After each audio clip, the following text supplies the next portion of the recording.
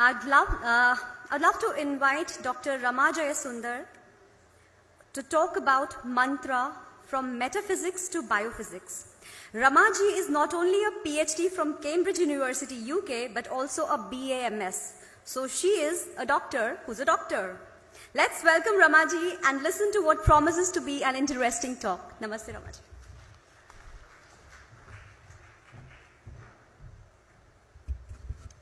Can I have the first slide? So it's a great honor for me to be here at the first Indic Thoughts Festival, and I thank the organizers for the invite. Mananat trayate iti mantraha, so goes the definition. And the translation is that which protects because of repeated utterance. Next one. Does this fall in the realm of metaphysics? Is it going to open the doors to different levels of awareness and reality? Next one. Or is it squarely in the domain of biophysics, affecting changes at both the physical and physiological level? Next one.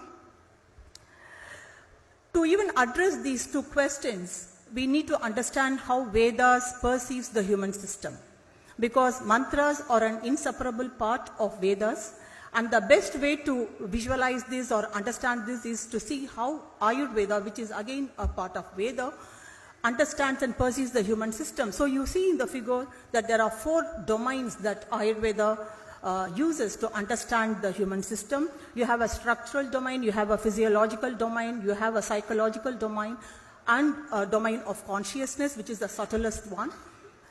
Each of these domains is intraconnected, and I have mentioned at the top, at the side. So for example, the structural domain is intraconnected using various channels. These are called srotas in Ayurveda. These channels can be blood vessels, lymphatic vessels, or nerves.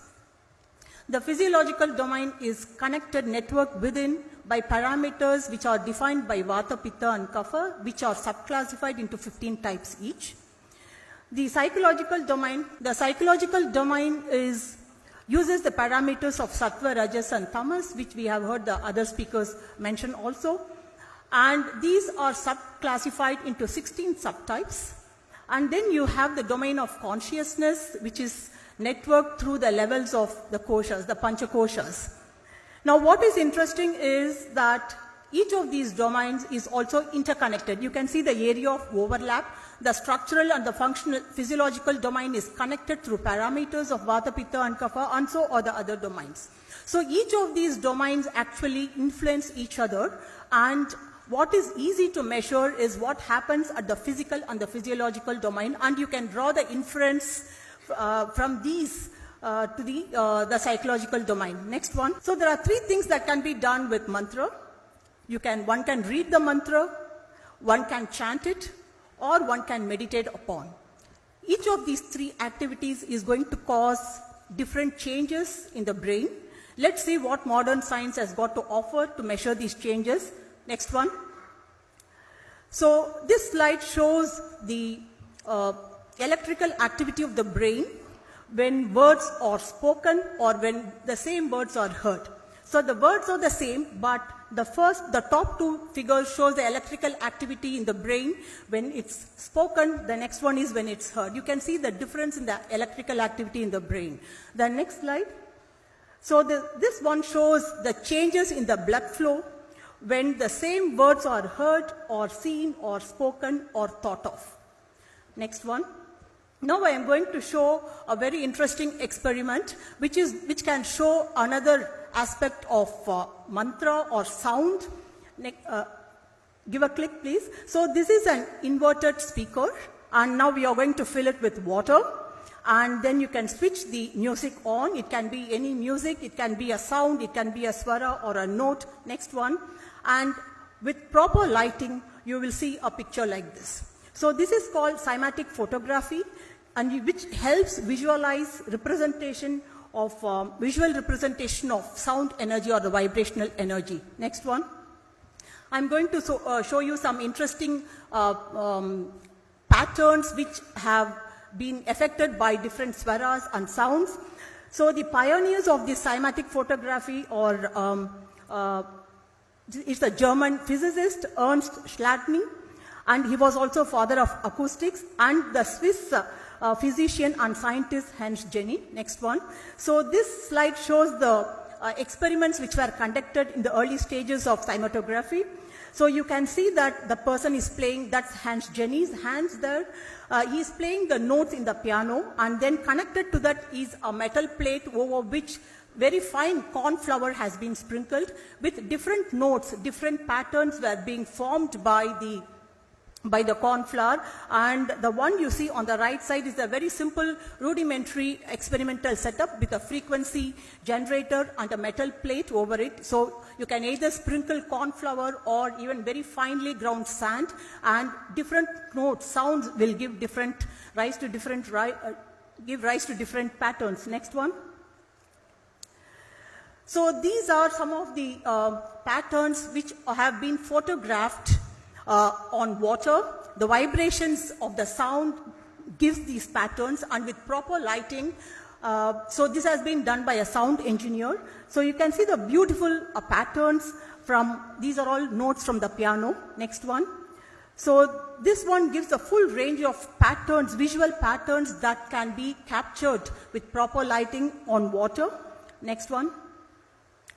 So the one on the left side is a pattern that's formed in water when a 40 hertz sine wave is given to the water. And the next one is a 52.8 hertz vibration which can be captured on the water. Next one. Now this is a vibration of a 27 hertz sine wave in a 54 millimeter cup of water, and the next slide is a very interesting superposition of these vibrations, which is visual representation of that sine wave on the MR image. So what you see on the left side is a MR image of, it's the axial section of brain. You can see the eyes and the nose and the gray matter and the white matter. And the vibrations which have resulted from the 27 hertz sine wave has been superimposed on the MR image. You can wonder about the rationale between for this superimposition. It's simple. Our body is made up of 80% water, and the brain also is made up of 80% water, and the vibrations that you can capture in a cup of water can be captured, would occur in the brain as well. Also, there would be some attenuation because of the viscosity of the tissues. And you can see that the center part of that pattern is coinciding with the pineal gland. So traditionally we say that the pineal gland represents the third eye according to the Hindus. Next one. Now I'm going to shift gear a bit and go on to some studies that I have carried out on the effect of mantra. So just a very brief introduction to the technique I have used, because I think it's important to understand the parameter that's being measured. So this magnetic resonance spectroscopy studies the magnetic properties of the nucleus. So we all know that any physical structure is made up of atoms and molecules, and atoms are made up of protons and neutrons which are in the nucleus, and then the electrons. So the technique actually looks at the subatomic, the magnetic field associated with the subatomic particle. Next. So any charged particle in motion is going to have a magnetic field associated with it. It can be a linear motion or a rotational motion or a spinning motion. You saw that motion of the protons there. So it spins on its own axis just like Earth spins on its own axis. And because it's a charged particle, it's going to have a magnetic field associated with it. And it is, next one, it is this magnetic field occurring associated with the nucleus that is measured in magnetic resonance spectroscopy. It can give information from molecules to the level of organs. Next one.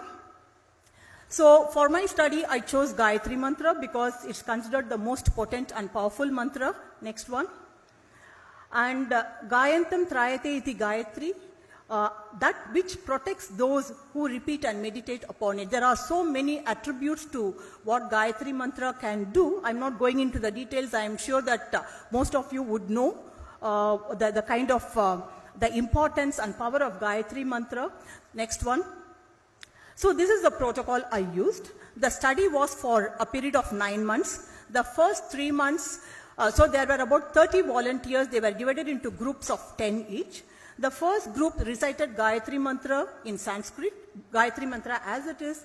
The second group recited that English translation. The third group did not, there was no chanting, there was no reciting any mantra. So all these volunteers who recited Gayathri Mantra, they used to get up at 2:30 or 3 in the morning, and they recited it for 108 times. And the volunteers who chanted it in English also did exactly the same thing. They used to get up at 2:30 or 3 in the morning and then recite it 108 times. So the first 3 months were baseline study, as you can see in the graph there. And then for the next 3 months, they were chanting, and then it was a follow-up period of 3 months, and every week MR spectrum was taken. Next one. So this is how a MR spectrum would look like. So this is the MR spectrum from normal human brain. You can see some neurochemicals here. For example, NAA stands for N-acetyl aspartate. It can be found only in neurons. So the information that you get from NAA gives information about neurons, and you can see the glutamate and creatine and choline. These are all neurochemicals that's found in brain. And you see the arrow and then 2 voxels, there are 2 squares there. So this spectrum has been obtained from one of those voxels, one of those squares. Now in this particular study, looking at the effect of Gayathri Mantra, what I had done is I had obtained spectrum from both the hemispheres. So there was spectrum from the left hemisphere, and that is the frontal part of the brain, which is involved in thought processes. And so then I acquired another one from the right hemisphere. I was looking at the asymmetrical distribution of these neurochemicals and whether there is any change that is affected by Gayathri Mantra. Next one. So this is the result of what happens to the asymmetrical distribution of neurochemicals when Gayathri Mantra is recited. So you see that there are random variations before the Gayathri Mantra was recited, and then as the Gayathri Mantra recitation starts, then for the next 3 months, you see a reduction in the asymmetry. You see it coming towards unity, so which means that there is a balance of neurochemicals between the left and the right hemisphere, and the follow-up period. So there are 3 months after the chanting is stopped, you can still see that the effect of the reduction in asymmetry is sustained. Next one. So language does matter because you see the data here. The first one shows what happens when Gayathri Mantra is recited, chanted in Sanskrit. You see the reduction in the asymmetry. And in the group which were reciting the Gayathri Mantra or reading out the English translation 108 times every day for 3 months, you see that the random variations persist. So language does seem to play a role, at least in causing some changes in the neurochemicals. So mantra seems to be a key to different realms. What I have shown and what is possible with the modern scientific tools is measurement at both the physical and physiological level. There are some measurements which are also possible at the psychological level, but even changes in the physiological level means that we can infer that there would be changes at the psychological level. So next one. So if we go back to this figure, because the entire human system is connected, networked, it doesn't matter whether it's metaphysics or biophysics, each one is going to influence the other domains. So the results I have shown happens at the biophysical realm, and it's not so easy to measure what happens at the metaphysical realm, but what we can infer is, if the metaphysical realm will happen at the level of the consciousness, and that will percolate down as changes at both the physiological and the psychological as well as the structural domain. Thank you. I think that's the last slide.